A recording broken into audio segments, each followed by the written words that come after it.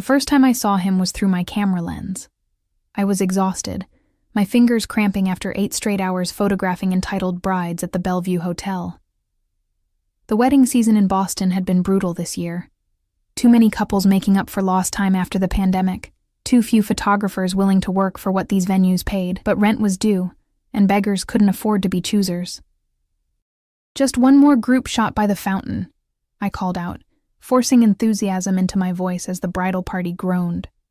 My feet throbbed inside my sensible black flats, professional enough to blend into the background, comfortable enough to stand in all day.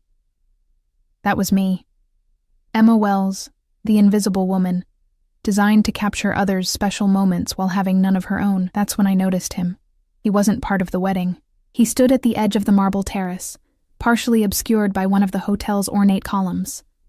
Dark suit, perfectly tailored, not off the rack like the groomsmen's rentals. He was watching the proceedings with detached interest, a crystal tumbler of amber liquid held loosely between long fingers. Something about the way he stood, shoulders back, chin slightly raised, screamed money and power. I lowered my camera, feeling suddenly self-conscious about my rumpled blouse and the smudge of mascara I'd discovered under my eye during a bathroom break. His gaze drifted from the wedding party to me, and I quickly looked away, pretending to adjust my camera settings. "All right, everyone together now?" I called, my voice higher than usual. "Big smiles." I took the shots mechanically, hyper-aware of the man's presence. When I dared to look again, he was gone, and I felt a strange mixture of relief and disappointment. 3 hours later, I was sitting alone at the hotel bar, treating myself to one overpriced cocktail before heading home to my cramped apartment. My equipment bag rested heavily against my leg, and I scrolled through the day's shots on my camera display. Are they any good?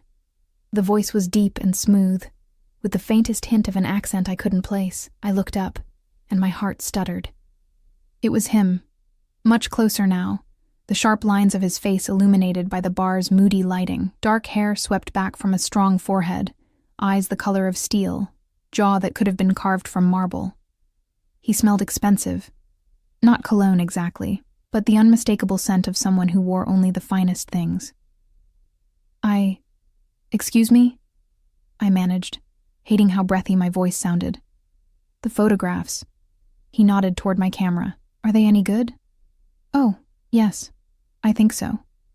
I turned the display toward him without thinking, then immediately regretted it. These were my client's private moments.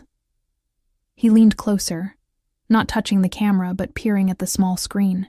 His proximity sent a wave of heat through me. I noticed the driver's license-sized scar near his temple, partially hidden by his hairline, and the way his eyes narrowed slightly as he focused. "You have an eye," he said finally, straightening up. "You capture vulnerability." Something in his tone made me shiver. I closed the camera display and took a sip of my drink to hide my reaction. "I'm Luca," he said, not offering a hand or a last name, just Luca, as if that was all I needed to know. "Emma," I replied. "Emma Wells." "Emma." He said my name like he was tasting it. "You're the wedding photographer?" "Among other things." I felt defensive suddenly. "I do portrait work, some commercial stuff, gallery exhibitions when I can get them." "Interesting." He signaled the bartender, who appeared instantaneously. "Another of whatever the lady is having. Anna McAllen, 25, neat." "Oh, I wasn't. Please." It wasn't really a request. Consider it appreciation for your art. The bartender placed our drinks before us with remarkable speed. I noticed he seemed unusually deferential toward Luca. "Are you a photographer too?" I asked, trying to steer the conversation into safer waters. He smiled, just barely, one corner of his mouth lifting. "No. I collect things of beauty, but I don't create them. And what do you do, besides collect beautiful things?" "I solve problems." He took a sip of his whiskey. "Make things happen. Remove obstacles." "That's vague." "Is it?" Those gray eyes fixed on me, amused. "What if I told you I'm in waste management?" I laughed, then stopped when his expression didn't change. "Sorry, you just don't look like someone who manages garbage."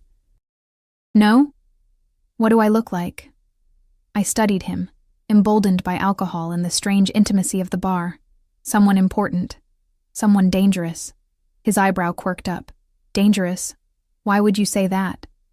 The way everyone looks at you. The way the bartender practically bowed when you ordered. The way you, I gestured vaguely, exist in space, like you own it. Perceptive. He sipped his drink again. You see things others don't. That's why you're good with that. He nodded toward my camera. Maybe I'm just paranoid. No. The word was firm, almost stern. Don't diminish yourself, Emma Wells. I felt heat rise to my cheeks. Who was this man to tell me how to talk about myself? Are you in town for the wedding? I asked, changing the subject. No, business. I'm rarely in Boston these days. He looked around the bar as if assessing it. I grew up not far from here. Really? Where? North End. He gave me a look that suggested I'd be familiar with the area. Oh. The North End was Boston's Little Italy, historically home to Italian immigrants, and, if rumors were to be believed, the Italian mob. But that was decades ago. Now it was all trendy restaurants and overpriced condos. His phone buzzed. He glanced at it, then slid it back into his pocket. Do you live nearby, Emma? Warning bells sounded in my head. No matter how handsome he was, you didn't tell strange men where you lived. Not really, I lied. Shame. He finished his drink. I'm in town for a few days. I could use a photographer. For what? I asked, professionally intrigued despite myself. I'm looking to acquire some property. Need documentation. Maybe some promotional material. It sounded legitimate enough, and commercial real estate photography paid well. Much better than weddings. I have a card, I said, reaching for my bag. As I bent down, my elbow caught my cocktail glass, sending it crashing to the floor. Shit. I'm so sorry. I scrambled to pick up the larger pieces of glass, mortified. A hotel employee rushed over with a towel and dustpan. I've got it, miss. Please don't cut yourself. I'm so sorry, I repeated, wanting to disappear. I could feel Luca watching me, and when I finally dared to look up at him, his expression was unreadable. Accidents happen, he said mildly, but I sensed something else behind his words. I fished out a business card and handed it to him, noticing a small cut on my fingertip. A drop of blood smeared the corner of the card as I passed it to him. He looked at the bloodstain, then at me. Something flickering in his eyes, he pocketed the card without looking at it. I'll be in touch. With that, he stood, left more than enough cash on the bar to cover our drinks and the broken glass, and walked away. A moment later, I noticed a large man in a dark suit materialize from a corner table and follow him out. Security? Bodyguard? I gathered my things, embarrassed and intrigued in equal measure. Convinced I'd never hear from the mysterious Luca again. I was wrong. The call came at 7:30 the next morning. Unknown number. Emma Wells. I answered groggily, still half asleep. Emma. Luca. From last night. His voice was as commanding over the phone as it had been in person. I'd like to hire you today. Are you available? I sat up in bed, suddenly wide awake. Today, I'll make it worth your while. $5,000 for the day. My breath caught. $5,000 was more than I made in a month of weddings and portrait sessions. What exactly would you need photographed? I asked, trying to sound professional rather than desperate. A property in Beacon Hill, interior and exterior shots. Some candids of me touring the space for promotional materials. He paused. Is that acceptable? It sounded too good to be true, which usually meant it was, but I thought of my mounting credit card debt, the rent increase my landlord had just announced, the repair bill for my aging car. Yes, that's acceptable. Good. A car will pick you up at 9. Wait, I stopped, realizing I'd never told him where I lived. Is there a problem? How do you know where I live? I asked, my voice tight. Your website lists your studio address. I assumed that's where you'd be. My shoulders relaxed slightly. My studio was indeed listed on my website. A small space I rented in a converted factory building where I did portrait sessions. I rarely worked from there, but it was a reasonable assumption. Right. I'll be at the studio at 9. Until then. He hung up without saying goodbye. I rushed through my morning routine, trying to look professional, but not like I'd tried too hard. I chose a simple black dress that could pass for business attire, paired with comfortable ankle boots. I packed my best camera equipment, charged batteries, and formatted fresh memory cards. At precisely 9:00 a.m., a sleek black Audi with tinted windows pulled up outside my studio. The driver, a broad-shouldered man with close-cropped hair and an earpiece, opened the rear door without a word. To my surprise, Luca wasn't inside. I slid into the empty back seat, my equipment bag beside me. "Mr. Ricci will meet you at the property," the driver said, closing my door. His accent was Eastern European, his manner efficient and impersonal. Mr. Ricci. So that was Luca's last name, Italian, as I'd guessed. We drove in silence through Boston's morning traffic. I tried to focus on the mental checklist of shots I'd need. Exteriors from multiple angles, key interior features, architectural details. But my thoughts kept drifting to Luca Ricci's intense gaze and the way he'd said my name. The car stopped in front of a magnificent brownstone on one of Beacon Hill's most exclusive streets. These homes sold for millions, their owners old Boston money or tech billionaires. The driver opened my door. "Mr. Ricci is inside. Knock 3 times. I climbed the immaculate stone steps, heart pounding as I knocked as instructed. The door opened immediately, revealing Luca in another impeccable suit. This one navy blue against a crisp white shirt. No tie, the top button undone. I tried not to stare at the hollow of his throat. "Emma, right on time." He stepped aside to let me enter. "Welcome." The foyer was breathtaking. Soaring ceilings, marble floors, a chandelier that must have cost more than my entire apartment building. My photographer's eye immediately began cataloging the play of light, the architectural details. "This is incredible," I managed. "Yes." He was watching me, not the house. "The current owners are in Europe. We have full access." "We?" As if on cue, 2 men appeared from different doorways. One was the driver who'd brought me. The other was older, with salt and pepper hair and a tailored suit nearly as nice as Luca's. "My associates," Luca said dismissively. "They'll stay out of your way." I nodded, setting down my bag and unpacking my camera. "So, is this a personal purchase, or for business?" "Both." He placed his hands in his pockets, still watching me. "I need somewhere suitable when I'm in Boston. It's quite a place for an occasional visit." His lips quirked. "I may be spending more time here than anticipated." Something about the way he said it made me look up from my camera. He was staring at me with an intensity that made my skin flush. I cleared my throat. "I'll start with the exteriors while the light is good." I spent the next hour photographing the brownstone's facade, the private garden, the ornate details of the entryway. When I came back inside, the older man was speaking rapidly to Luca in Italian. They fell silent when I entered. "Everything all right?" I asked. "Fine." Luca's voice was clipped. "Marco has an overactive imagination." Marco glanced between us, then gave a slight bow and retreated to another room. "Let me show you the main parlor," Luca said, his hand hovering near the small of my back without actually touching me. Even that phantom contact sent electricity through me. The day proceeded with me photographing each spectacular room while Luca explained its features. Occasionally he would position himself in frame, leaning against a marble fireplace or gazing out a floor-to-ceiling window, and I would capture him as naturally as possible. He was photogenic in a dangerous way, too intense, too perfect. Through my lens, I caught micro-expressions that were gone in an instant. Calculation, amusement, something darker when his phone buzzed with messages he quickly dismissed. By late afternoon, we had covered most of the house. My memory cards were filled with hundreds of shots, far more than he'd need.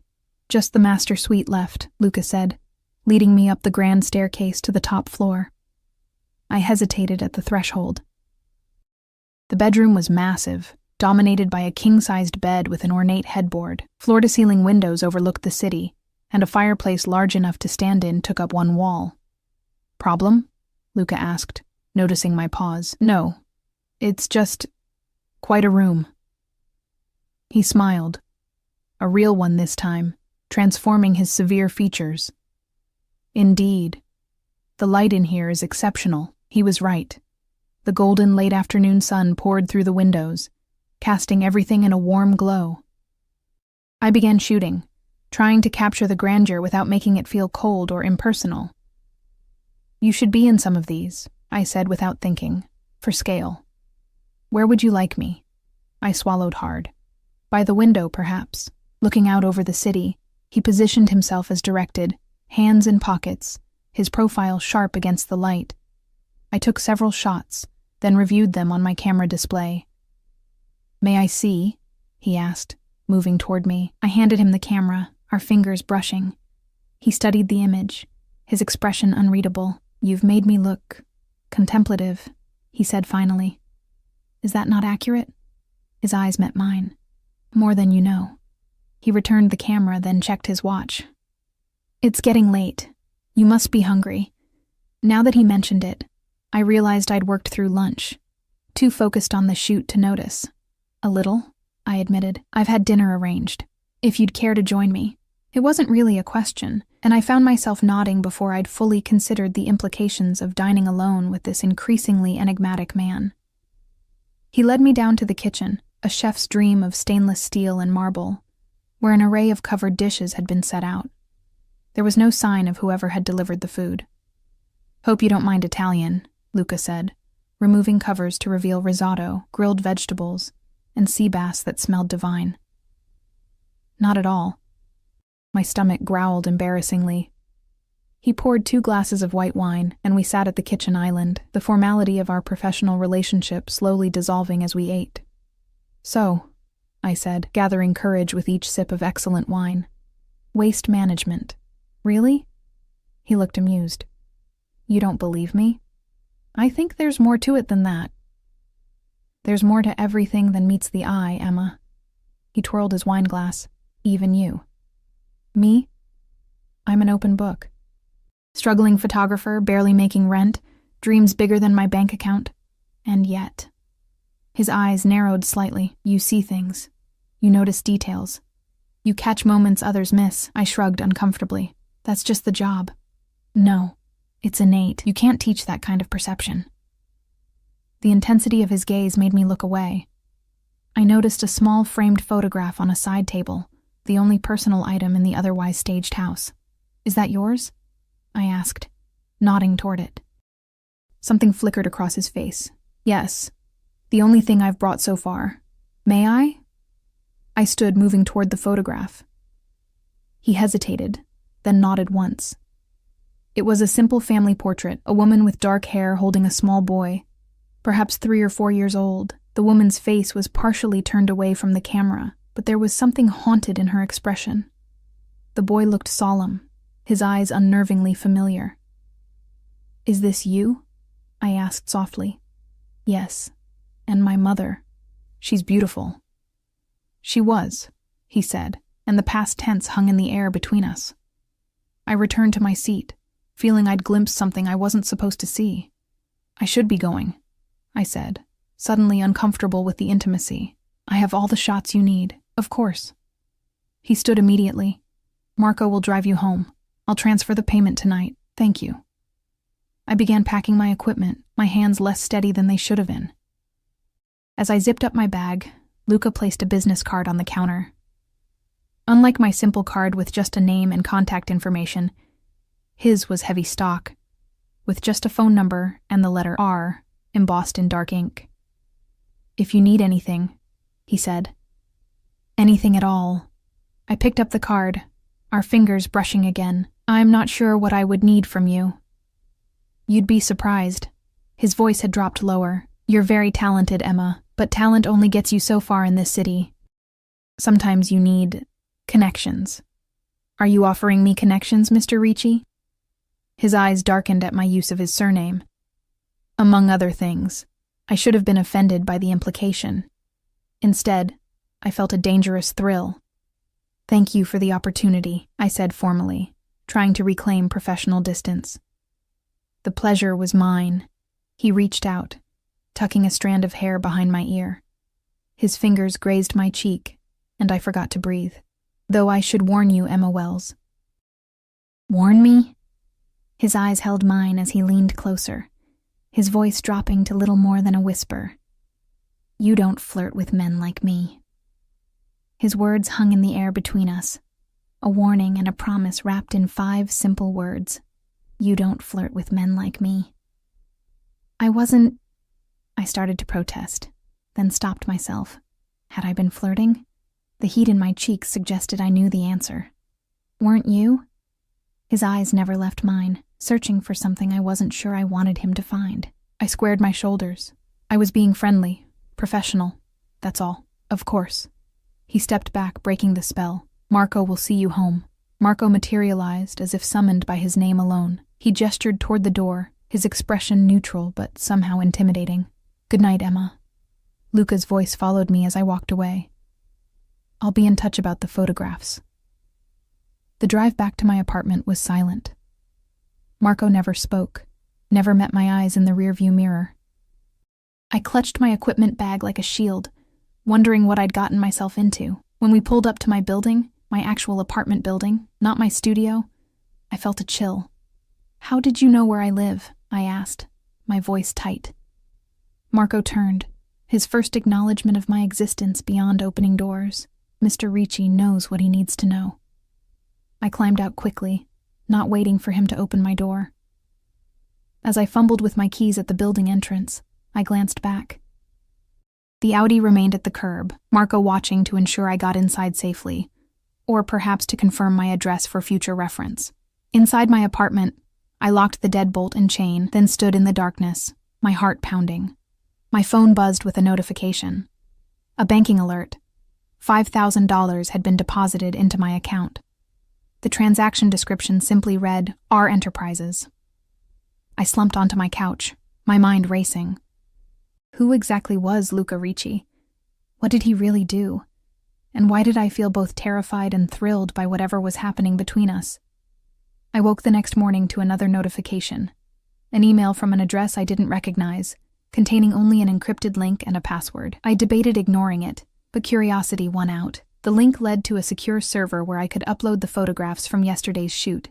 Professionalism taking over, I spent the morning selecting and editing the best shots. The house was magnificent, and despite my complicated feelings about its potential owner, I'd done some of my best work. I created 2 galleries, one of just the property, another including the photos with Luca in them. As I studied these images on my monitor, I noticed details I'd missed while shooting, the way his posture changed subtly when his phone buzzed, a tattoo peeking from beneath his shirt cuff when he reached for a door handle, the calculating look that crossed his face when he thought I wasn't watching. Who was this man? I uploaded both galleries and sent a confirmation email to the address provided. Within minutes, my phone rang. The photographs are excellent, Luca's voice without preamble. Particularly the ones with me in them. Thank you, I said, professional pride momentarily outweighing my unease. I wasn't sure what you'd need them for. I have my uses. A pause. Are you free tonight? My pulse quickened. For what, exactly? Dinner. A proper restaurant, not takeout in an empty house. I should have said no. Every instinct told me to stay away from Luca Ricci and whatever world he inhabited. Instead, I heard myself say, "What time?" 8. Wear something nice. He hung up before I could respond. The rest of the day passed in a blur of anxiety and anticipation. I tried to work on other client projects, but my thoughts kept drifting back to steel gray eyes and that whispered warning. By 7, I was trying on the 3rd outfit, my bedroom a disaster of discarded options. I finally settled on a black dress I'd bought for gallery openings. Simple but elegant, with a neckline that suggested rather than revealed. I was applying lipstick when the buzzer rang. Marco again. No sign of Luca in the car. Where are we going? I asked as we pulled away from my building. Sorellina. He offered no further explanation. Sorellina was one of Boston's most exclusive Italian restaurants. I'd walked past it many times but never even considered going inside. The kind of place where if you had to ask the price, you couldn't afford it. Luca was waiting at a corner table, rising as the maitre d' led me through the dining room. Conversations paused as I passed. I felt eyes following me, assessing who I might be to warrant such placement. Emma? He took my hand, brushing his lips against my knuckles. You look beautiful. Thank you. I slipped into the seat a waiter held for me. This place is intimidating. It shouldn't be. Not for you. He signaled subtly, and a bottle of wine appeared, presented for his approval before being poured. I glanced around the restaurant. Do you come here often? When I'm in Boston. The owner is from my hometown. As if summoned by mention, an older man in an expensive suit approached our table. He clasped Luca's shoulder with familiar affection, but I didn't miss the deference in his manner. Luca, mio figlio, they exchanged rapid Italian, the man's eyes occasionally darting to me with undisguised curiosity. Finally, Luca gestured toward me. Emma, this is Antonio Valenti, an old family friend. Antonio took my hand, his grip surprisingly strong for a man his age. Any friend of Luca's is family here. Your dinner is my pleasure tonight. He disappeared before I could thank him, barking orders at servers as he went. Family friend? I asked once we were alone. Of sorts. Luca sipped his wine. Antonio knew my father. They were in business together. What kind of business? His eyes glinted. Imports, primarily, from Italy. I had the distinct feeling we were having two different conversations. The one with words, and another with all that remained unspoken. And now you're in the same business? I pressed. I've expanded our interests. He studied me. You ask a lot of questions, Emma. Professional hazard. Photographers are observers by nature. Careful what you observe. His tone was light, but something in his eyes wasn't. Some things, once seen, can't be unseen. Before I could respond, plates of food began arriving, dishes I hadn't ordered, specialties not on the menu, each more delicious than the last. As we ate, the conversation shifted to safer topics. He asked about my photography, seeming genuinely interested in how I'd found my way to the profession. I told him about growing up in a small town in western Massachusetts, about the second-hand camera that had changed my life in high school, about the scholarship to art school that had brought me to Boston. And your family? He asked. They're still in... what was it? Greenfield. Just my mom now. Dad left when I was 12. I pushed a piece of ravioli around my plate. We don't really talk much. Why not? I shrugged. She wanted a different life for me, practical, secure. She thinks I'm wasting my talent on wedding photos and struggling to pay rent. She's right about the last part. His directness startled me. You're too good for wedding photos, Emma. Well, we can't all buy brownstones in Beacon Hill on a whim. The words came out sharper than intended. Instead of taking offense, he seemed pleased by my spark. No, but some of us can help others get what they deserve. And what do I deserve in your estimation? He leaned forward, his voice dropping. Recognition, success, the freedom to create without worrying about rent or bills or pleasing mediocre clients. His words touched a nerve, articulating dreams I barely admitted to myself. And you can provide that? I asked skeptically. I know people. Galleries, magazines, collectors. One phone call from me. Why would you do that? I interrupted. You barely know me. I know enough. His eyes held mine. I know talent when I see it. I know value. And what would you want in return? I wasn't naive enough to believe such offers came without strings. A small smile played at his lips. For now, your company. The rest will develop naturally. The rest. Those two words contained multitudes of possibility, both exhilarating and terrifying. Dessert arrived, interrupting the moment. A delicate panna cotta I barely tasted, distracted by the weight of his gaze and the implications of his offer. As we left the restaurant, Antonio appeared again, embracing Luca and kissing my cheeks as if I were a longtime friend. Outside, the night air was cool against my flushed skin. A walk? Luca suggested, nodding to Marco, who retreated to the car but remained watching. We strolled along the waterfront, the city lights reflecting on the harbor. He didn't touch me, but I felt his presence like a physical thing, his body heat radiating in the narrow space between us. You never actually told me what you do, I said finally. Besides solve problems and remove obstacles? He stopped, turning to face me. The breeze ruffled his perfect hair, making him look momentarily more human. Would it matter if I did? He asked. Would you believe me? Try me. He studied me for a long moment. My family has interests in various enterprises. Import-export, yes, but also construction, real estate, certain entertainment venues. I oversee these interests. And waste management, I added with a slight smile. That too. His expression remained serious. Some would call it organized crime. I prefer to think of it as an alternative business structure. My smile faltered. He couldn't possibly be saying what I thought he was saying. You're joking, I said, searching his face for signs of teasing. I rarely joke, Emma, especially about business. A chill that had nothing to do with the breeze ran through me. I took an involuntary step back. You're afraid now, he observed. That's wise. I should go home, I said, my voice barely above a whisper. Of course. He signaled to Marco, who brought the car around with impossible speed. I've enjoyed our evening. As Marco opened the car door for me, Luca caught my wrist. His touch was gentle but firm, impossible to break without struggle. Think about my offer, he said quietly. Your talent deserves recognition. That part wasn't a lie. I pulled my arm free, sliding into the back seat without responding.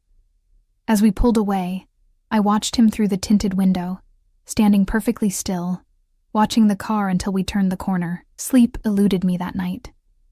I tossed in my bed, replaying Luca's words.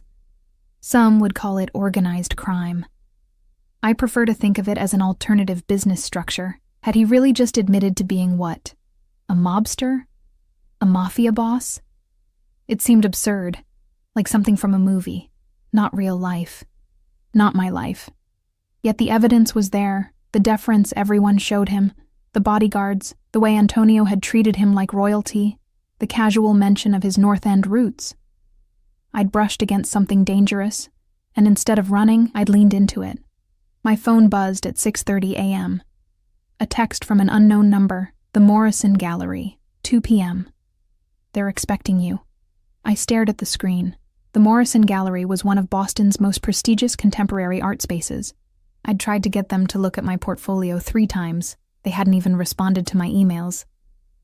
Before I could talk myself out of it, I texted back, "What is this?" The reply came instantly, an opportunity. Take it or don't. Your choice. I didn't need to ask who it was from. Despite my misgivings, at 1:45 p.m., I found myself standing outside the Morrison, clutching my portfolio. I dressed carefully, professional but creative, trying to look like I belonged there. The gallery director, Catherine Morrison herself, greeted me by name as I entered. Ms. Wells, right on time. She was exactly as I'd imagined from articles I'd read, elegant, intimidating, with the kind of practiced smile that revealed nothing. Thank you for seeing me, I said, trying to keep my voice steady. I'm not sure what you're expecting. Let's see your work first, shall we? She led me to a private viewing room, gesturing for me to open my portfolio. For the next hour, Catherine examined my photographs with an expert's eye, asking incisive questions about my process, my influences, my vision. It was the most serious artistic consideration my work had ever received. You have a remarkable eye for vulnerability, she said finally, echoing Luca's words from our first meeting.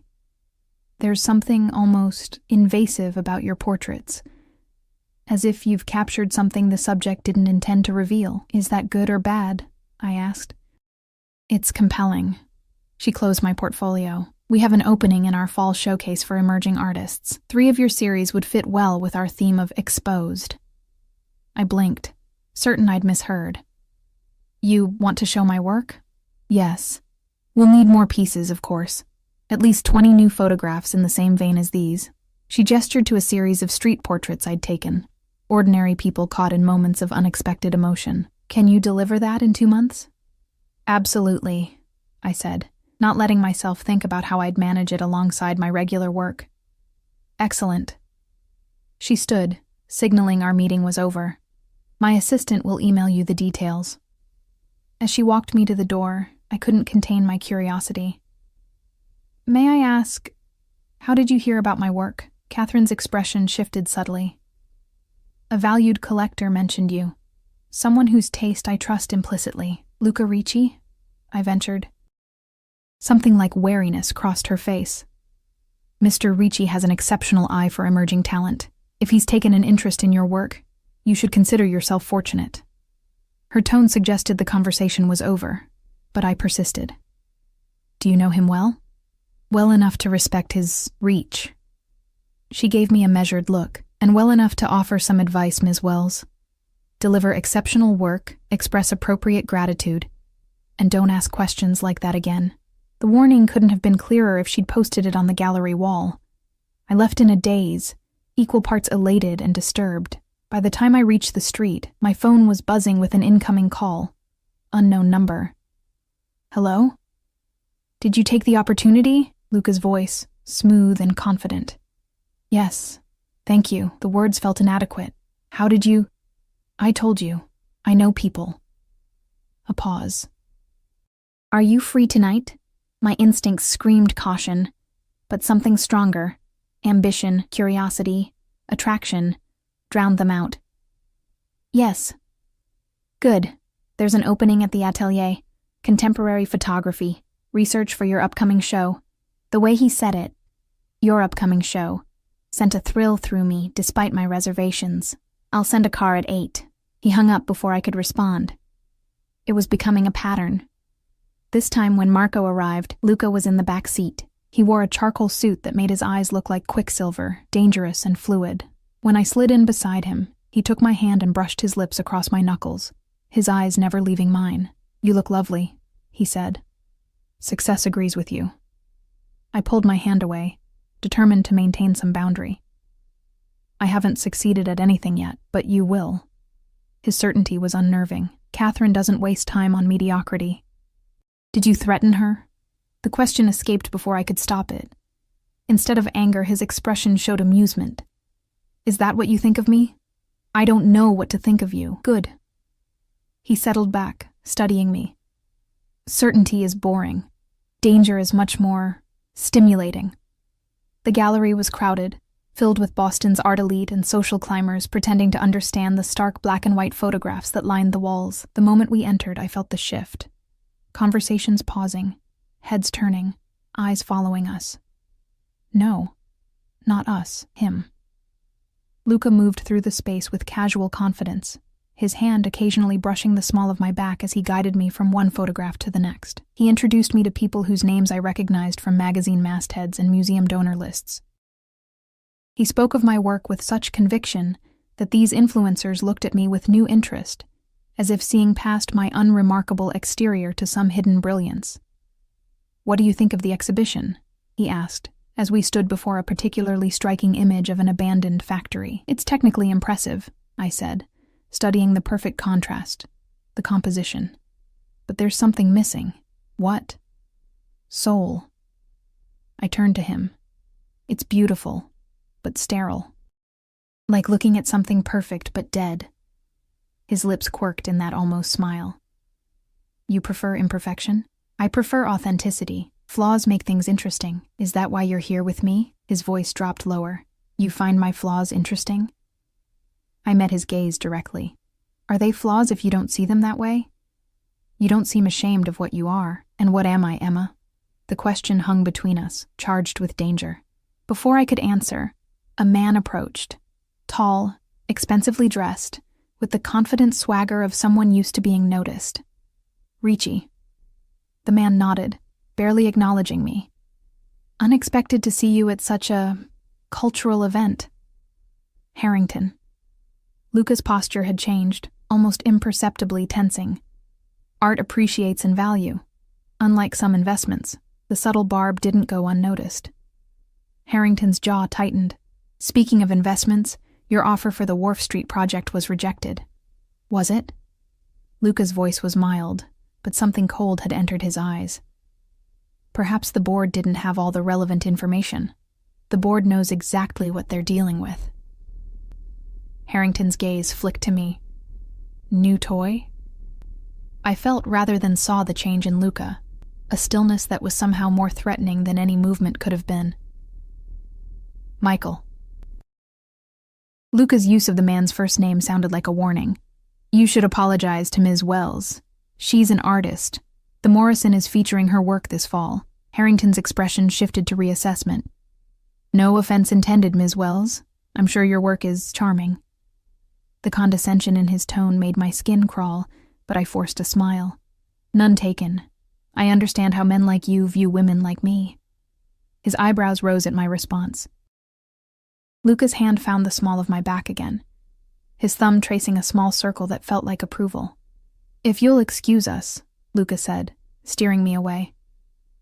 "We have more interesting conversations awaiting." As we moved through the crowd, I felt Harrington's eyes boring into my back. "Who is that?" I asked when we were out of earshot. "A complication." Luca's expression had returned to its usual inscrutability, one I'll need to address. "What did he mean about the Wharf Street project?" "A real estate development I'm interested in. Harrington's firm is fighting my bid." He glanced down at me. "It's just business." But something in his tone made me think it was more than that. We left the gallery an hour later. Instead of heading back to my apartment, the car took us to the waterfront, stopping at a private dock where a sleek yacht waited, illuminated against the night sky. "What is this?" I asked as Luca helped me from the car. "My temporary home. The brownstone is still being prepared." He offered his arm. I thought we could continue our evening somewhere more private. Every warning bell in my head was ringing, yet I found myself taking his arm, letting him lead me onto the yacht. It was magnificent, all gleaming wood and polished brass, the interior a study in understated luxury. "Drink?" He moved to a bar area, selecting a bottle without waiting for my response. "Luca." I remained standing, arms crossed protectively across my chest. "What am I doing here?" He paused, crystal tumbler in hand. "You tell me." "I don't know, and that terrifies me." The admission felt like stepping off a cliff. "You're dangerous. What you do is dangerous. I should stay as far away from you as possible, yes." He handed me the drink, his fingers brushing mine. "You should." "Then why am I here?" "Because danger isn't always something to be avoided." He moved closer, not touching me, but close enough that I could feel his warmth. "Sometimes it's exactly what we need to feel alive." His words resonated with something buried inside me, the part that had always played it safe. Taken the practical path, stayed invisible, the part that was tired of watching other people's special moments, instead of having my own. "What do you want from me?" I whispered. His hand came up to cup my cheek, his touch surprisingly gentle. "Everything you're willing to give." He leaned down, his lips brushing mine. Not quite a kiss, just the suggestion of one, giving me every opportunity to pull away. I didn't. Instead, I closed the distance between us, my free hand finding his chest, feeling his heart beating beneath expensive fabric. The kiss deepened, his arm wrapping around my waist, drawing me against him. Warning bells still rang in my mind, but they were growing fainter, drowned out by the roaring of my pulse and the intoxicating feeling of being wanted, truly wanted, by someone who could have anyone. When we finally broke apart, his eyes had darkened, that perfect control slipping just enough for me to see the desire beneath. "Stay," he said, his voice rougher than I'd ever heard it. It wasn't a command. It was a request. And despite everything I knew, or suspected, about Luca Ricci, I knew what my answer would be. "Yes," I whispered, the single syllable changing everything between us. His eyes darkened further, and he took the glass from my hand, setting it aside. Then his fingers were in my hair, his mouth claiming mine with a hunger that stole my breath. This wasn't the calculated seduction I'd expected. There was something almost desperate in the way he held me, as if I might disappear if he loosened his grip. I responded with equal fervor, my hands exploring the solid warmth of him beneath his tailored suit. When his lips traveled to my neck, I gasped, clinging to his shoulders to keep myself upright. "Emma," he murmured against my skin, my name sounding like both a prayer and a curse in his mouth. We moved toward what I assumed was the master cabin, our progress hampered by our unwillingness to separate, even for a moment. Inside, the space was luxurious, but surprisingly understated. A king-sized bed with crisp white linens, soft lighting that cast everything in a golden glow. Luca paused, his hands on the zipper of my dress. "Are you certain?" The fact that he asked, this man who took what he wanted, who commanded rather than questioned, made my decision even easier. Yes, I said again, more firmly this time. What followed was a revelation. Behind Luca's controlled exterior burned a passion that consumed us both. His hands and mouth explored my body with reverent attention, discovering places I hadn't known could bring such pleasure. I lost myself in him, in us, forgetting all the reasons this was dangerous, forgetting everything but the way he made me feel, seen, desired, alive. Afterward, I lay in his arms, my head on his chest, listening to his heartbeat gradually slow. His fingers traced lazy patterns on my bare shoulder, and I felt more content than I could remember being in years. "What are you thinking?" he asked, his voice a low rumble beneath my ear. "That this complicates things," he chuckled. "Life is complicated, Emma. Might as well enjoy the parts that make it worthwhile." I propped myself up on one elbow, studying his face in the dim light. Without his usual mask of control, he looked younger, almost vulnerable, though I suspected that was an illusion. "Tell me something true," I said suddenly. "Something real about you." He was quiet for so long I thought he might not answer. Then, "My father was murdered when I was 12. I watched it happen." The blunt admission shocked me into silence. "It was a power struggle," he continued, his eyes fixed on some point beyond me. "A rival family. They came to our home. My mother hid me in a closet, but there was a slat in the door." His jaw tightened.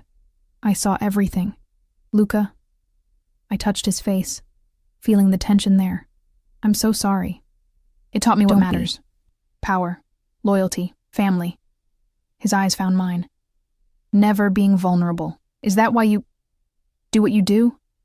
"I do what I do because it's what I was born to. My father's son. His legacy."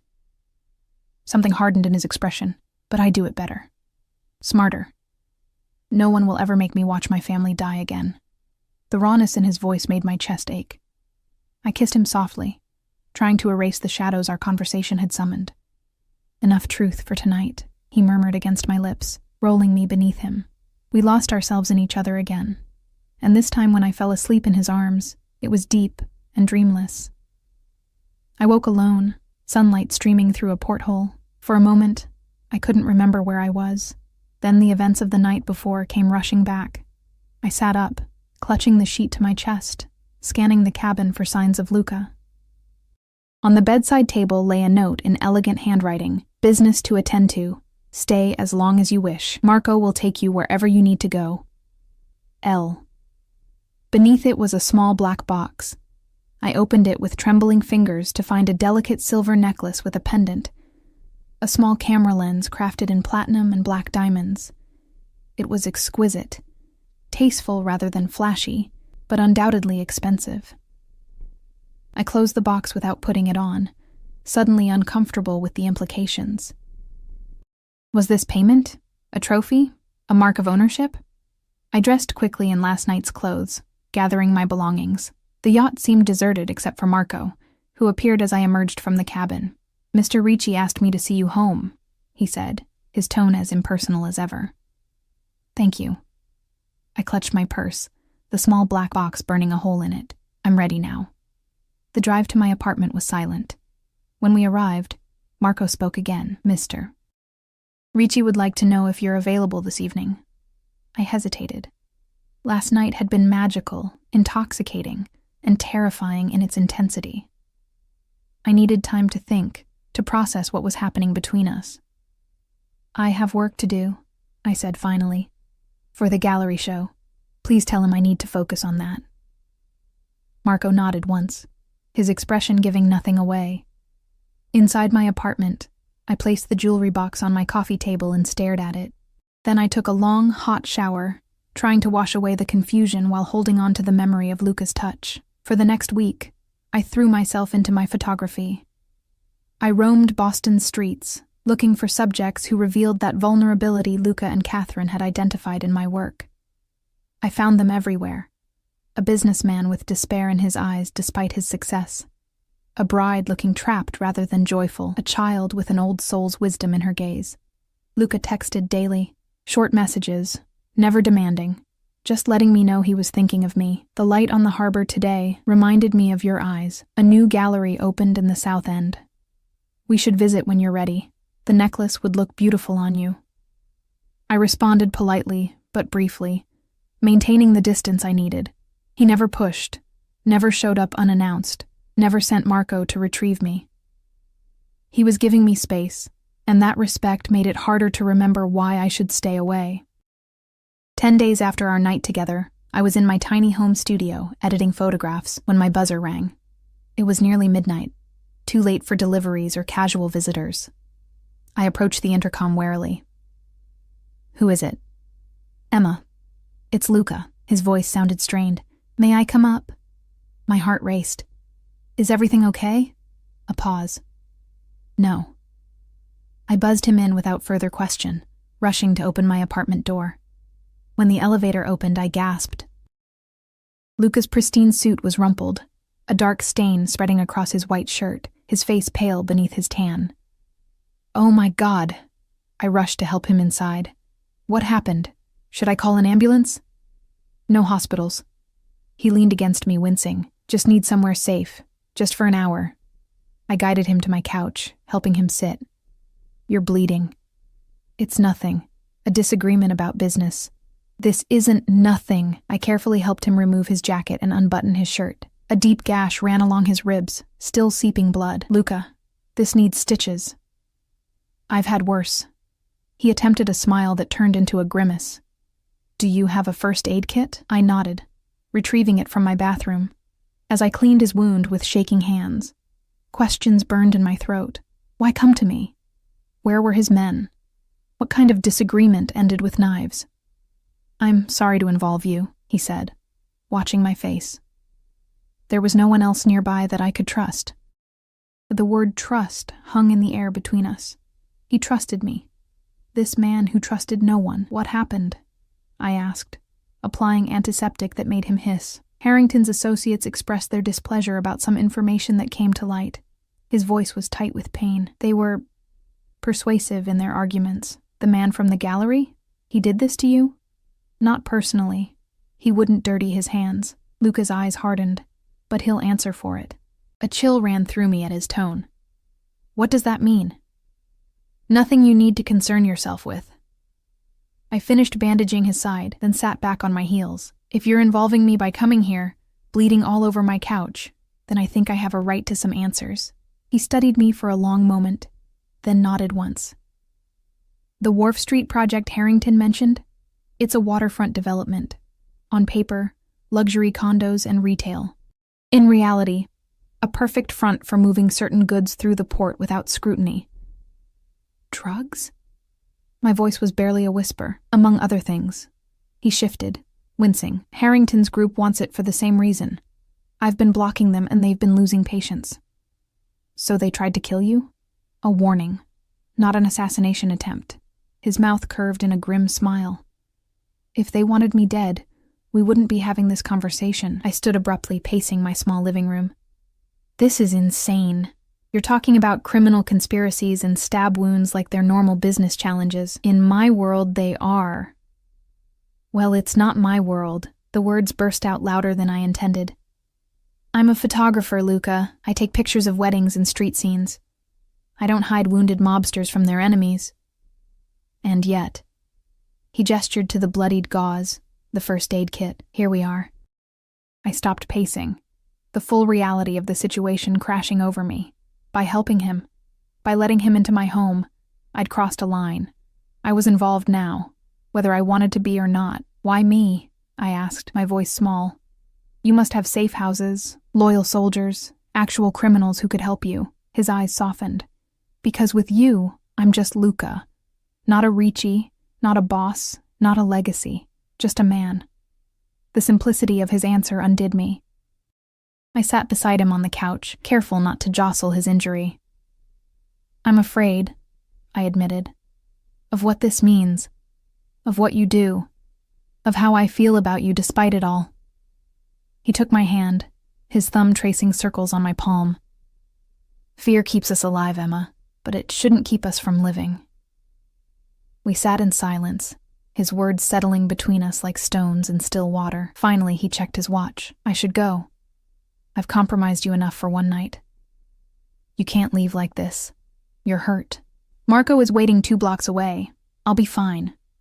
As he stood, grimacing with the effort, I made a decision I knew might change everything. The necklace, I said. I'll wear it. His eyes found mine, understanding the significance of my words. You're sure? I nodded. I'm not saying I'm part of your world. I'm saying I want to see where this goes, with eyes open. He cupped my face with one hand. Eyes open, he agreed, kissing me softly. After he left, I took the black box from where it had sat untouched for days. I opened it, removing the necklace, and fastened it around my throat. The pendant rested just above my heart, cool against my skin. In the mirror, I looked the same, but something fundamental had shifted. I was now a woman who had chosen to walk into danger with open eyes, a woman wearing a gift from a man whose business was conducted in shadows and blood. I wondered if my camera would capture that change, the vulnerability now mixed with something darker, more complex. I wondered if Catherine would see it in my new photographs, if gallery goers would sense it without knowing its source. I wondered if I was making the biggest mistake of my life, or finally starting to live it. The weeks that followed existed in a strange duality. By day, I was Emma Wells, photographer, preparing for my first major gallery showing. I visited the Morrison Gallery, discussed framing options with Catherine, selected final pieces from hundreds of new photographs. By night, I was someone else entirely, the woman on Luca Ricci's arm at exclusive restaurants and private clubs, wearing dresses I could never have afforded before, the delicate camera pendant always at my throat. I learned to recognize the subtle indicators of his world, the respectful nods from certain men, the way conversations hushed when we entered a room, how doors opened and reservations materialized without question. Luca never discussed business with me, maintaining a careful separation between his professional life and our relationship. But occasionally, I glimpsed beneath the surface, a tense phone call in Italian, a meeting with hard-faced men that ended when I approached, the gun I accidentally discovered in his bedside drawer one morning. I told myself I could live with the not knowing, that the man who held me at night, who looked at my photographs with genuine appreciation, who listened to my stories with undivided attention, that man was separate from whatever happened in those shadows. It was a beautiful lie, but still a lie. The truth found me exactly 1 month after Luca appeared at my door bleeding. I was in my studio, mounting photographs for the exhibition, when my phone rang. An unknown number. Hello? Is this Emma Wells? A woman's voice, unfamiliar, with the crisp tone of authority. Yes, who's calling? Detective Lisa Morales, Boston PD. I'd like to ask you some questions about Luca Ricci. My blood turned to ice. What about him? I think this conversation would be better in person, Ms. Wells. I can come to you, or you can come to the station. Your choice. Neither option seemed good. What is this regarding exactly? A pause. Mr. Ricci is a person of interest in an ongoing investigation. We believe you may have information relevant to our case. My mind raced. What did they know? What did they think I knew? I can come to you, I said finally. My studio felt suddenly vulnerable, filled with pieces of my life I didn't want examined by police eyes. Detective Morales gave me an address. Not the police station, but a coffee shop near the waterfront. 3 o'clock, she said. Come alone. I hung up and immediately called Luca. No answer. I texted, police detective wants to meet. Asking about you. What should I do? No response. This wasn't like him. He always answered my calls or texts, even when he was busy. At 2:55, I entered the coffee shop, scanning for someone who looked like a detective. A woman in a charcoal pantsuit raised her hand from a corner table. She was perhaps 40, with short dark hair and watchful eyes that seemed to catalog every detail about me as I approached. Ms. Wells, thank you for coming. She didn't offer to shake hands. Coffee? No, thank you. I sat across from her, my bag clutched in my lap. What's this about? She studied me, her expression neutral. How long have you been involved with Luca Ricci? Define involved. A slight smile. Sleeping with him, accepting his gifts, appearing at his side at social functions. I bristled at her tone. My personal relationships aren't police business. They are when your boyfriend is under investigation for racketeering, money laundering, and most recently, attempted murder. The floor seemed to tilt beneath me. Murder? That's absurd. Is it? She slid a tablet across the table. This was taken 3 nights ago. I looked at the screen. Security camera footage showed a parking garage. Timestamp 2:17 a.m. A figure in a dark coat approached a parked car. Even with the grainy quality, I recognized Luca's distinctive walk, the set of his shoulders. He reached inside his coat, withdrew something. Then the video cut out. What happened? Where's the rest? The camera was disabled, professionally. Detective Morales took back the tablet. 30 seconds later, Michael Harrington was found in that car with 2 bullets in his chest. He's in critical condition. Harrington. The man from the gallery. The one whose associates had stabbed Luca.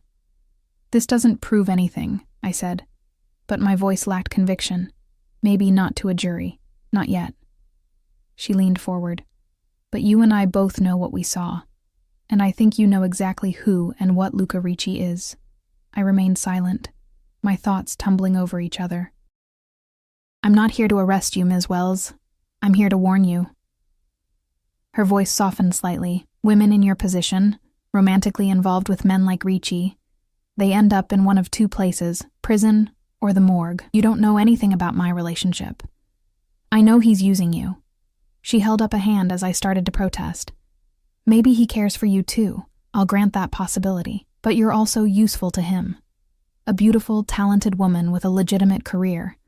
No criminal record. No family connections to organized crime. You provide perfect cover, a step into legitimate society. Her words cut, because they echoed doubts I'd been suppressing for weeks. Why had Luca pursued me so intently? What had he really seen when he looked at me through my camera lens that first day? What do you want from me? I asked. Information. Testimony eventually. Help us build a case against him. You're asking me to betray him. I'm offering you a way out before you're in too deep. She slid a business card across the table. Think about it. And in the meantime, be careful what you say to him. Men like Ricci don't tolerate betrayal, even from women they claim to love. I took the card automatically, slipping it into my pocket. Are we done? For now. She stood. One more thing, Ms. Wells. Your gallery opening at the Morrison next week. Quite a coup for an unknown photographer. Did you ever wonder how that happened so quickly? She walked away before I could respond, leaving me with a question that poisoned everything I'd achieved in the past month. I wandered the waterfront afterward, trying to process what I'd learned, what I'd always known, but refused to acknowledge. The sky darkened, matching my thoughts, and a light rain began to fall. Still no response from Luca. Finally, I made a decision. I hailed a taxi and gave the driver the address of Luca's brownstone. A place I'd visited many times now, but never alone. Always with him or Marco escorting me. The house was dark when I arrived. I rang the bell anyway. Then again when there was no answer. I was turning to leave when the door opened. It wasn't Luca or Marco, but the older man I'd met that first day. The one Luca had called Marco's overactive imagination. Ms. Wells. He seemed unsurprised to see me. Mr. Ricci isn't here. Where is he? The man hesitated. Attending to business. He left instructions not to be disturbed. It's important, I insisted. The police came to see me today. About him. Something shifted in the man's expression. Come inside. He led me to Luca's study, a room of dark wood and leather, walls lined with books I suspected had been selected for appearance rather than content. A large desk dominated the space, its surface bare except for a laptop and a single framed photograph, the one of Luca and his mother, the only personal item he seemed to value. Wait here, the man said. I'll try to reach him. I nodded, and he left, closing the door behind him. I moved to the window, watching rain streak the glass, distorting the view of Beacon Hill's elegant streets. A sound from the desk caught my attention. A phone vibrating. Not Luca's personal phone, which I recognized, but another one, sleeker, unmarked. The screen showed a text in Italian. I shouldn't look. I knew I shouldn't. But Detective Morales' words echoed in my mind. I crossed to the desk, picked up the phone. The message was still visible on the lock screen. Harrington Mordo. Problema risolto. My rudimentary Italian was enough. Harrington dead. Problem solved. The phone slipped from my fingers, clattering to the desk. I backed away, bumping into a bookshelf, sending a leather-bound volume tumbling to the floor. It fell open, revealing it wasn't a book at all, but a hollowed-out hiding place containing a passport. Not in Luca's name, but with his photograph. The door opened. I spun around, expecting the older man, but it was Luca himself, impeccably dressed, not a hair out of place, looking as though he'd just come from a business meeting rather than… what? A hospital? A morgue? Emma. His voice betrayed nothing. This is unexpected. I could only stare at him, seeing him clearly for the first time. Not the charming man who'd seduced me, but the one from the security footage. The one who solved problems permanently. You killed him, I whispered. He closed the door quietly. Who told you that? No one had to tell me. I gestured to the phone on the desk. It's right there. Harrington Mordo. Something flickered in his eyes, surprise perhaps that I understood Italian, or that I'd looked at his messages. Either way, a boundary had been crossed. You shouldn't be here, he said, his voice gentle despite everything. Not tonight. The police came to see me. The words tumbled out. They know it was you. They have footage. Is that why you came? To warn me? He moved closer, studying my face. Or to confirm your suspicions? I don't know. It was the most honest thing I could say. Maybe both. And now that you have your confirmation, his voice remained soft, reasonable. What will you do with it? I backed away until I hit the desk. Luca, I can't be part of this. Whatever this is. You already are. He stopped, maintaining a careful distance between us. The moment you accepted my help with the gallery, the moment you took that necklace, the moment you let me into your bed, into your life. I reached up, touching the pendant at my throat. Was any of it real? Or was I just… convenient? Cover, like Detective Morales said. Something darkened in his expression. She said that to you? She offered me a deal. Information about you in exchange for immunity. And what did you tell her? Nothing. Yet, my hand fell from the necklace. But she's right, isn't she? About why you chose me. A legitimate front. Someone with no connections to your world. He was silent for a long moment. That's how it started, he admitted finally. When I saw you through your camera lens, I saw someone who could be useful. Someone who moved between worlds without being noticed.